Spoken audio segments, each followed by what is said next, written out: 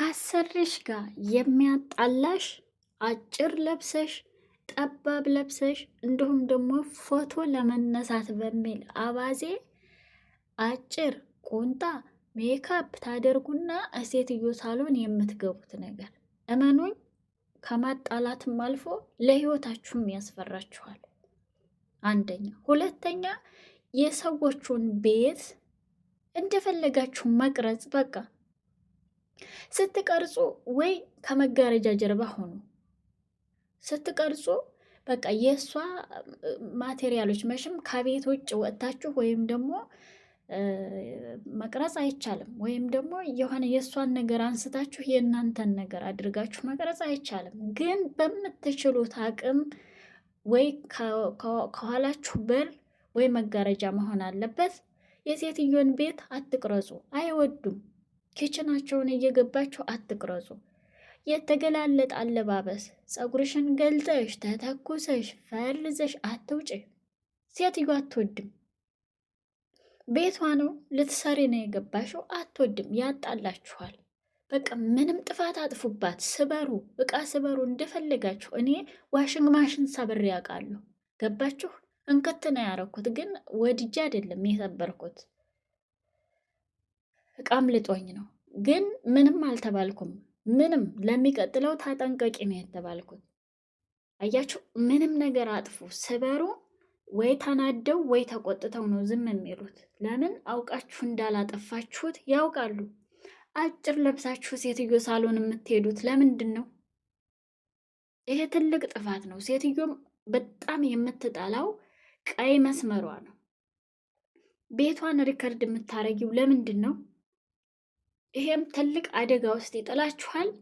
ከዛም አልፎ ተርፎ ደግሞ እናንተ ቢደረግባችሁ የማትወዱትን ነገር አታድርጉባቸው። ይሄ ቢደረግብኝ እኔን ይከፋኛል አልሽ አይደል? ለሰው አታድርጊ። ይሄንን ማድረግ አለባችሁ። ከዛም አልፎ ተርፎ ለምን ሲባል ጠባብ ልብስ ትለብሳላችሁ? ለምንድን ነው በስራ ሰዓት እናንተ አንዴ ኩል አንዴ ሜካፕ እነዚህን ፕሊፕንያዎች እያያችሁ አንዴ ጽፍር ቀለም እየተቀባችሁ ስራ የምትሰሩት ለምንድን ነው? ጥፍራችሁን አታሳድጉ። በጣም ሴትዮይቱ የምትጠላው ነገር ቢኖር ጥፍርሽን አሳድገሽ ማድ ቤት ውስጥ ስራ እየሰራሽ ምግብ እየሰራሽ ጥፍር የምታሳድጊው ነገር፣ ይሄንን አታድርጉ። ከዚህ ውጭ እናንተ አልኳችሁ ስበሩት፣ ፍሪጅ ስበሩ፣ የፈለጋችሁትን ማጠቢያ ስበሩ፣ ካውያ ስበሩ፣ መጥረጊያ ስበሩ። ሴትዮይቱ ምንም ሊከፋት አይችልም። ብር ነው ሂዳ ትገዛለች። ግን በቀይ መስመሯ ከመጣችሁባት ነግሬያችኋለሁ። እናንተ ላይ አድርጋችሁ ተመልከቱት። ለእናንተ የማትወዱትን ለሰው ስታደርጉ ምን ሊፈጠር እንደሚችል አስቡ። እኔ የጎረቤት ሰራተኛ ናት ይሄን ሁሉ ያመጣችው፣ አሰሪዋ ናት የነገረችኝ። እስከ መጨረሻው አዳምጡት። ሁለተኛ ቁንጣ ለብሰሽ ማዳም ሳሎን የምትሄጂ እንዳይለምድሽ። ቁንጣዋን ለብሳ አለችኝ። ሳሎኔ ቁጭ ብላ ቁንጣዋን ለብሳ ፀጉሯን ተተኩሳ ሊፕስቲክ ተቀባብታ፣ እንዴ እኔ ከላይ ቀስ ብዬ ያለ ጫማ ስወርድ ሳሎን ላይ ቁጭ ብላ ፎቶዋን ስትነሳ አገኘኋት በዚህ መልኩ አለችኝ። ያኔ ልክ እኔ እንደወረድኩት ከላይ ባሌ ቢሆንስ የወረደው እኔ እንዳየኋት ባሌ ቢሆንስ ያያት አለችኝ። በዚህ ምክንያት ነው ወደ ቢሮ የላኳትኝ።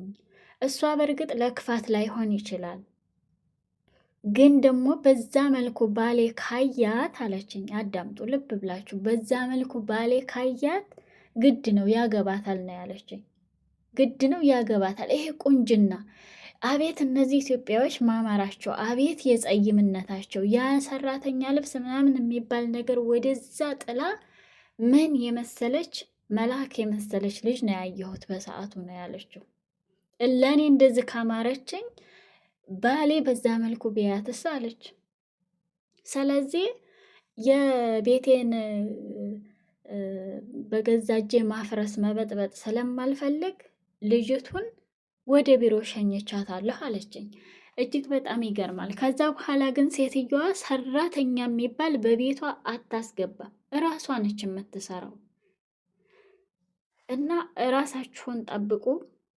በዚህ መልኩ አለባበስ ከወጣችሁ በእርግጥ ለክፋት ላይሆን ይችላል እኮ እናንተ እንደዛ የምታደርጉት፣ ግን የአጋጣሚ ነገር በዛ አይነት መልኩ መታየታችሁ ለእናንተ ጥሩ አይደለም። ጭንቅላቱ ጥሩ ሰው የሆነ እንደዚህ ይረዳችኋል። ጭንቅላቱ መጥፎ የሚያስብ እንደገና ደግሞ በቃ ዝም ብሎ የሆነ መጥፎ አስተሳሰብን የሚያስቡ ሰዎች ደግሞ እናንተን የሚረዷችሁ የሚያስቧችሁ በመጥፎ ነው። ስለዚህ ጥሩ አይደለም ለእናንተ። መገላለጥ ስትፈልጉ እክፍላችሁ እንደፈለጋችሁ ሁኑ። ከክፍላችሁ ውጭ ግን በር ሳትቆልፉ እንዲህ ተገላልጠሽ ፀጉርሽን ተኩሰሽ ፀጉርሽን ፈርዘሽ ቁንጣ ለብሰሽ ሴትዮ ሳሎን ምን ትሰሪያለሽ? አጭሩን በቃ ሴትዮዋ የተረዳቻት አረዳድ እኔ እጅግ በጣም ገርሞኛል። ስማርት የሆነች ሴትዮ ናት። ለራሷም ለልጅቷም በቃ ትክክለኛውን መፍትሄ ነው ያደረገችው ማለት ነው። ምክንያቱም እዛ ቤት ከተወቻት እንደዛ እየወጣች ፎቶ ስትነሳ አንድ ቀን ባሏ ሊያት ይችላል። እንደዛም ሆኖ ደግሞ ልጅቷን ሆን ብላ ነው መጥፎ አስባ ነው ብላ አልተረዳቻትም። እሷ የተረዳችባት አረዳድ መጥፎ አስባ ላይሆን ይችላል፣ ፎቶ እየተነሳች ሊሆን ይችላል። እንዴት ተነሳችሁም ግን እኔ በዚህ መልኩ ልተዋት አልፈለግኩም። በገዛ እጄ ቤቴን አላፈርስም ነው ያለችው። ስልኳን ተቀብዬ ሁሉ ፎቶ አይቻለሁ ነው ያለችው። ፎቶ አይቻለሁኝ፣ እንደዚህ አይነት ፎቶዎች ብዙ አላት ነው ያለችው። እና እናንተ የምታደርጉትን ነገር እወቁ። በቃ ሴትየይቱ እንግዲህ አስቡት፣ ያቺ ልጅ ያንን አክት ባደረገችው ምክንያት ሴትዮቱ እስከ ዛሬ ሰራተኛ ያላትም ነው የምላችሁ። ጎረቤቴ ነች። እስከ ዛሬ ሰራተኛ ያላትም ልጆች አሏት። እንደገና ምግብ መስራት ይኖራል፣ ማጽዳት ይኖራል፣ ልጆችን ማኔጅ ማድረግ አለ፣ ትምህርት ቤት አለ። ሁሉንም ነገር ከልጆች ጋር የምትሮጠው ስወጣም ስገባም አያታለሁ፣ ታየኛለች። ሴትዮቱ እራሷ ናት፣ በዛች ልጅ ምክንያት ማለት ነው። እናንተ በእናንተ ምክንያት ሰው እንዲደክም ሰው እንዲፈራ አታድርጉ። በቃ ለስራ ነው የሄዳችሁት፣ ነፃነታቸውን ስጧቸው። በቃ መስፈራረቹ አትሆኑ፣ ለአሰሪዎቻችሁ መስፈራረቹ አትሆኑ። እናንተ በምናችን እናስፈራታለን ልትሉ ትችላላችሁ። የምሬን ነው የምላችሁ። እች ሴትዮ ይህን ካለችኝ በኋላ እኔ ለኢትዮጵያውያን ያለኝ ክብር እጅግ በጣም ከፍ ያለ ነው። ምክንያቱም በቁንጅና